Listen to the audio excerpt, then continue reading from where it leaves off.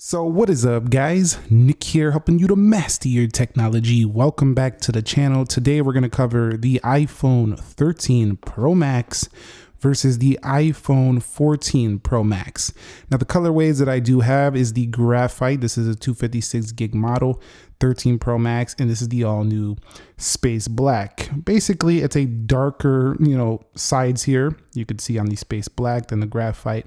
The back is slightly darker, but you kind of see why they call it space black, because space right here, a little space grayish look right here, and then you have the black on the edges. Graphite though, pretty nice. Now, the price point of both of these was about the same, so they didn't really change the price on the 14 Pro Max.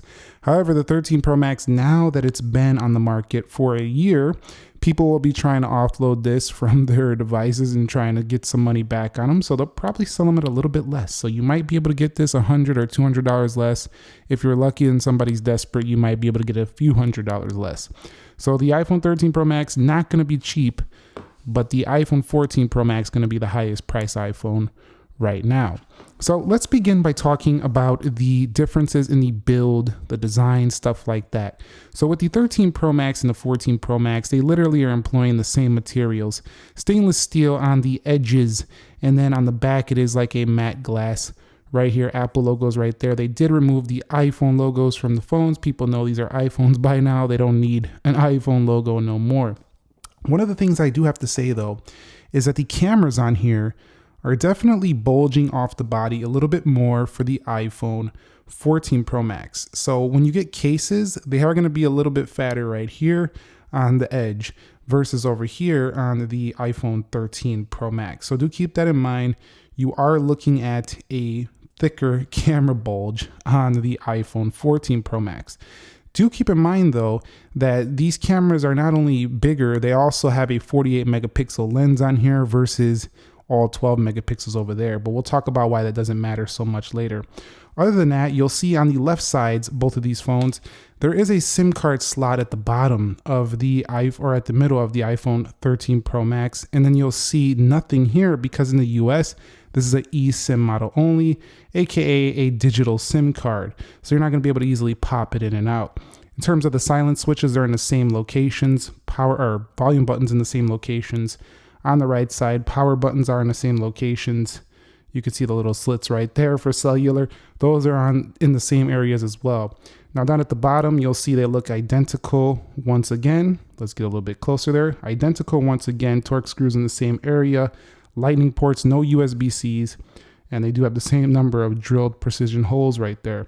Overall, I gotta say that the iPhone 14 Pro Max feels a hair heavier, not much heavier, but a little bit heavier than the iPhone 13 Pro Max. Maybe it's just me because on the spec sheet they look about the same, but I think it just feels a little more top heavy, but it's barely. Both of these still feel like big, large bricks in your hand, but when it comes to an upgrade, if you're looking to upgrade to the 13 Pro Max to the 14 Pro Max, it's the same. It feels identical. It doesn't feel like any change. So in terms of premium, you're not going to be going up too much there. Now I had a question the other day. Hold on, let me get a drink of water.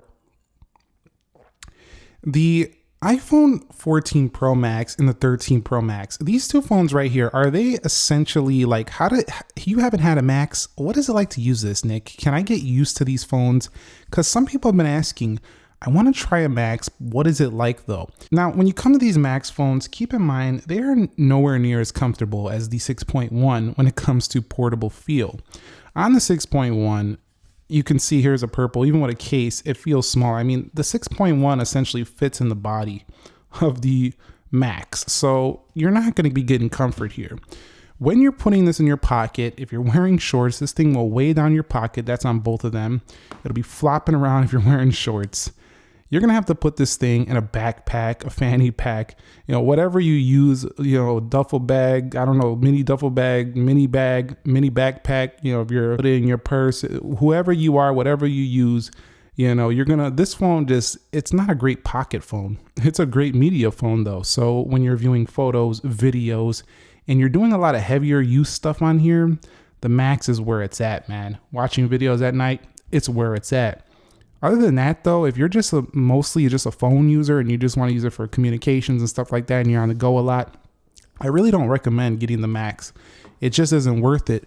You know, if you're not a heavy media user or a heavy user using GPS heavy in your car for like, you know, those driving jobs, or even if you're just doing those, you know, GPS things all the time where you're always using your phone for GPS, then this is definitely a move. But I'm saying, man, you're definitely sacrificing some comfort here. I've noticed that, and I always want to like use my smaller Pro when I'm on the move. Now, keep in mind when it comes to display that the iPhone 13 Pro Max is a smidge less sharp. It's 458. This one is 460 ppi, but I mean, this is so small. I cannot see it. Nobody's going to see it. And I definitely be pixel peeping every phone that I get to see if it is better. The 13 Pro Max though does have the capabilities of hitting 1,000 nits usable with even more nittage outside. I don't even know if that's a word, nittage, but it gets higher brightness outside. And the iPhone 14 Pro Max has been rumored to be, well, not rumored, actually announced to be brighter than the iPhone 13 Pro Max, hitting ridiculous brightness levels of 2,000 nits. Now, I have seen this outdoors. It's super easy to see the 14 Pro Max, but it wasn't hard to see the 13 Pro Max outdoors either. So for me, that brightness spec is definitely awesome, but it doesn't seem to be a major reason for me to say, go get this 14 Pro Max. Like, it's not going to change your life. It literally is not. Yes, it's cool to have a smidge more brightness outdoors, but I mean, this is not life-changing stuff. It's something you probably won't even think about. You just expect to be able to see your phone. And at nighttime, these brightness levels are just way too high anyway. So you're just going to be like down here in the nighttime or when you're indoors, just trying to save that battery and not scorching your eyes. So that brightness is good for pros who are doing camera and video and HDR and are doing all that stuff, and they need to make sure they're seeing it out in the field. But other than that, I don't think the average person is going to care too much. And if you're getting the Max, don't be put off by that, you know, brightness level. It's not a big reason to jump to the iPhone 14 Pro Max, I would say. Now I want to talk about the notch versus Dynamic Island. Now I can tell you right away, some of these apps are not developed yet for Dynamic Island. You could see how it's kind of like nearly like rubbing on the edge, and it does dip in a little bit to certain apps. So certain apps are not ready for this. They need to be updated to fit into that dynamic island shape. I gotta say, so far, I'm not overly impressed with this feature. I think it is cool, but the notch over here, I think is less distracting, and I'm gonna tell you why. Because the notch, I don't like the notch to begin with. I like all screen phones, but the notch flows out of the display, so you kind of don't really look at it too much. With the Dynamic Island, it just kind of sits there, and it's like you can see like some screen up here, and I just feel like it just draws my eye more, and I'm constantly looking at this thing. So I just think it's a little bit more distracting than the notch. Now let's say you're watching a YouTube video with Dynamic Island. You can see Dynamic Island does have some cool features. It does have a haptic press. You can pause from up here. And I do applaud Apple for giving you a feature instead of just putting some kind of cutout up there. That is pretty cool. And I think it definitely separates them. And Apple's really good at this. They always find some way to let you know, man, that's an iPhone. And yeah, if you're walking around the mall, you're walking around the store, you're walking around wherever public place, you see that pill like that, everybody's going to know that's an iPhone. Apple's done it again. They found a way to make you know it's an iPhone. Before it was the notch. Now it is the pill cutout. Now, also, if you're setting a timer or something like that, if you're watching music or listening to music, you'll be able to just kind of hold up here, see your music. You'll be able to see a lot of information up here. I showed the charging in the unboxing. This stuff is cool, but I'm gonna be honest with you, it feels a little bit like just a gimmick, like just something to hold you over until Apple brings out the all screen panel with the under display face ID or something like that. But it's pretty cool nonetheless. I do think it does separate you from your older iPhone and let you know that it is a new iPhone. So definitely kind of cool. I have some photo samples I'll show you later in this video, but you want to know how distracting is it when consuming content. Now, to me, it's not that much different than the notch, but it's definitely there. Again, I find this a little bit more distracting because look, if you see up here in the Dynamic Island, as I scroll, it's going through it. Like I still see some screen behind it. I'm not sure I like that too much. At least with the notch, I know that's where it ends. The notch is kind of like just flowing out of the display. So You know, this just draws my eye. It just sits there on the panel. It's so obvious. I don't know how to describe it. It just feels very obvious. The notch you can kind of forget about because it just, again, comes off the body. So I would like to see Apple bring this thing to an all-screen. I just cannot wait for an all-screen iPhone. But I think a lot of people will like this feature if they want to say, well, I got the new iPhone, I got the dynamic island, and they want to use those little shortcuts and stuff like that. In conclusion, at the end of the day, with these panels, display quality is basically the same. Besides, again, the way you're going to actually view your content, scrolling is the same. It's got that same 120 hertz ProMotion. On both of them, it is adaptive, so it'll save battery. Basically, always going to be quite smooth. All right, guys, so let's take a look at the performance here. There's not much to take a look at. They're clocked with the same RAM here. They both have 6 gigabytes of RAM. One is an A15, one is an A16, and this seemed like a reason to upgrade to the newer, iPhone 14 series, the Pro series specifically. Everybody's jumping on those in the pre-order. They're already delayed a ridiculous 5 to 6 weeks. But these phones have the new chip. But here's the thing.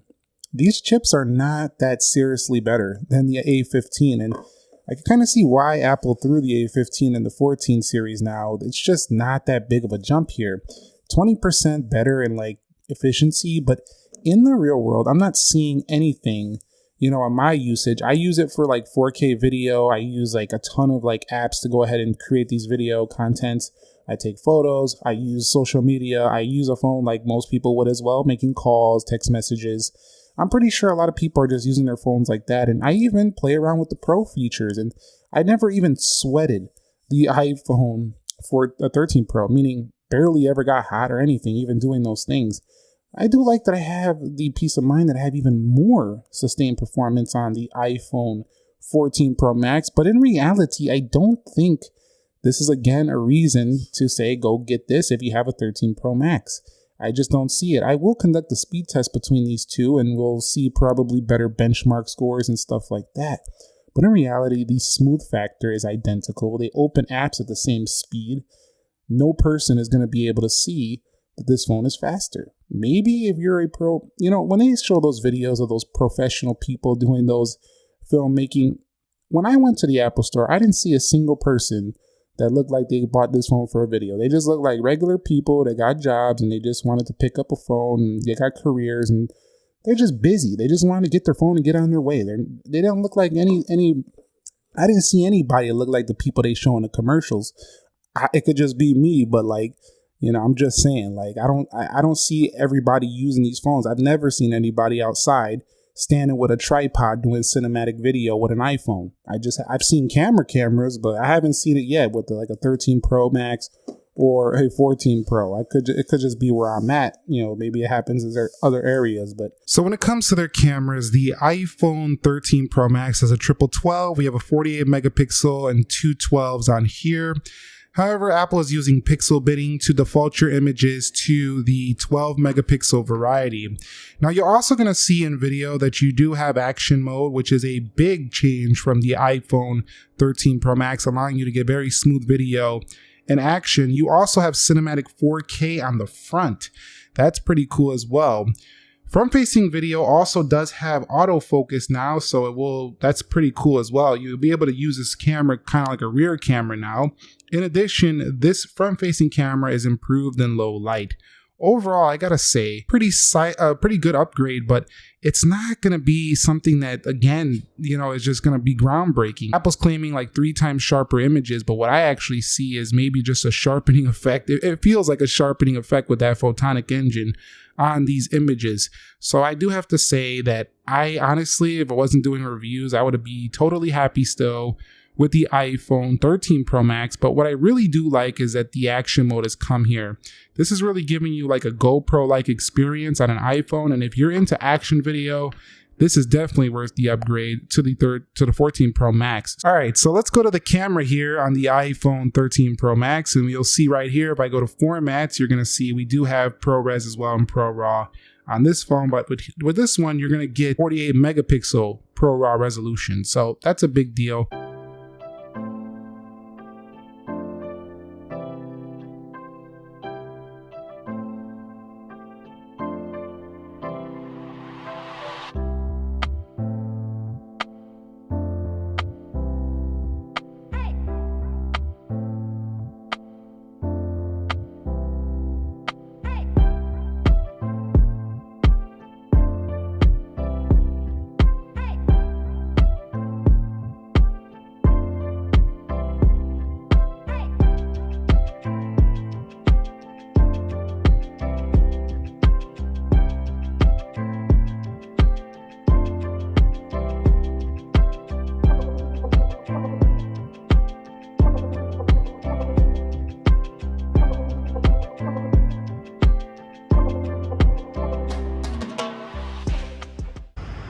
Here are some 4K 60 video with the iPhone 13 Pro Max.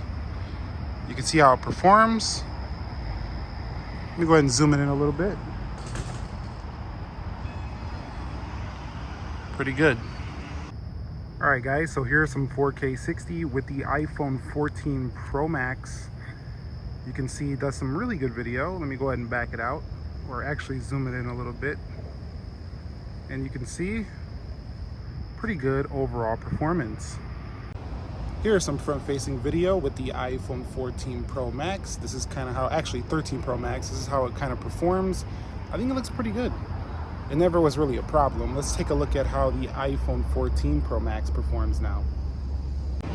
And here is the iPhone 14 Pro Max front-facing video, 4K 60. This is how it's going to perform. I'd say overall it's pretty good. I don't see major differences between the two, but that's not to say the 14 Pro Max isn't better. Okay, so when it comes to their battery life, on the iPhone 13 Pro Max, you do have a slightly bigger battery, but the 14 Pro Max, because of the efficiency of the Apple A15 or 16 Bionic chipset, this one does have a little bit of a better battery life. Definitely. So like 1 hour better, I'm finding on the iPhone 14 Pro Max. So if you're looking for an upgraded battery, it might be a decent one, but this is not like they went from like a 4,300 to a 5,000 milliamp. And they didn't really make major upgrades here in the battery. So again, it just seems like a lot of the things here are just not major upgrades to the iPhone 14 Pro Max if you have a 13 Pro Max. So battery life, slightly better on the 14 Pro Max, but still very, very good on the iPhone 13 Pro Max. Now, when it comes to their audio performance, I haven't been able to detect a major difference in speaker and audio. Both of them do sound very good from their dual speakers. The 13 Pro Max never let me down, and the 14 Pro Max is doing the same thing. So it feels like it's about the same once again when it comes to how loud these speakers do sound. So do keep in mind, from an audio standpoint, it's not a major change. I also wanted to talk a little bit about eSIM. It's not really super easy to do for the average person, but it's not a big deal either if you do have eSIM support on your carrier. One thing that's going to annoy some people is that when you're going to different countries or you're traveling, eSIM's not going to be supported every single where you go. So that might be an issue for certain people. But I think where Apple's really targeting the US, most carriers do support eSIM. So it's not going to be a problem for most buyers of the 14 Pro Max.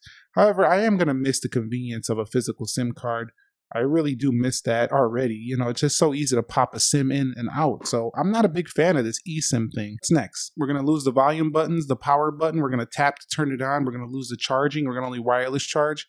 I think they want an iPhone with nothing on it, basically. I'm not a big fan of this removal of the physical SIM card slot, but we'll see if the industry follows this trend. I don't know if they will, but I don't see a lot of people happy about this.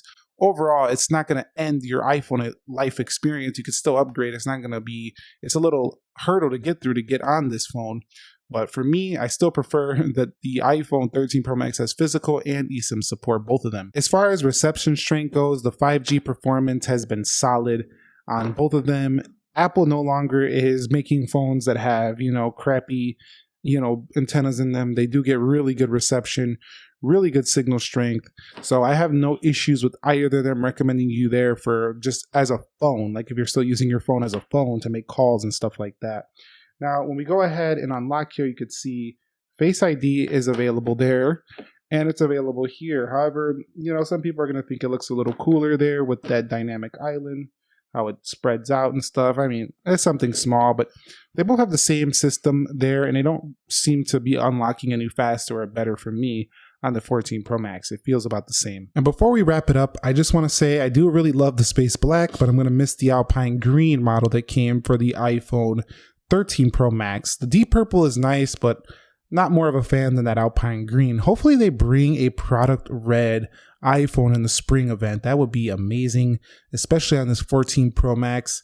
We just need to see a red for the Pro series. When are we going to get that, Apple? I want to see a red so bad. I don't know if you guys want to see what you want to see. I also would like to see this in a rose gold. Let me know your thoughts on these colorways. I feel like this year the colors were decent. They're pretty cool, but they're kind of simple too. We need to see some more flashy colors, I think, in the future. Let me know your thoughts on that. At the end of the day, iPhone 13 Pro Max versus iPhone 14 Pro Max. What I see here is some minor changes, subtle changes to the iPhone 14 Pro Max. They have not reinvented the iPhone Max series. This is essentially the same phone with a bigger camera bulge, better photo results overall due to photonic engine, as well as 48 megapixel with pixel binning, dynamic island letting you know you have a different phone. Other than the notch, they're letting you know this is not the same as the iPhone 13 Pro Max. A little bit more brightness, a little bit better battery life. I mean, just a little bit here, a little bit there, a little bit here, a little bit there. Just a little bit. Another $1,000, another $1,500 though. Nah, I'm just kidding with you though. For real though, if you guys want to do the upgrade, you'll get some subtle changes. But if you're looking between these two, I would say at these high prices, just go with the 14 Pro Max. But I think you'll be just fine if you hold out with your 13 Pro Max for one more year. But if you just can't stand having the last year's model, sell this thing off and get this thing for much less, because you can sell this thing for like $900 and get this phone for the remaining 3 or whatever. So it would be much cheaper if you did that, or even traded it in on this phone. So let me know your thoughts on this down below in the comment section of this video. Did you get a 14 Pro Max? Did you get a 13 Pro Max? Are you still deciding? Do you want to see another comparison, maybe between the iPhone 14 Pro and 13 Pro, maybe the 14 and then, another phone? Let me know with the other phones if you want to see that as well. 14 Plus is coming next month also. I'll catch you all on the next one. Thank you very much for watching. Nick here. Be sure to be well, and peace.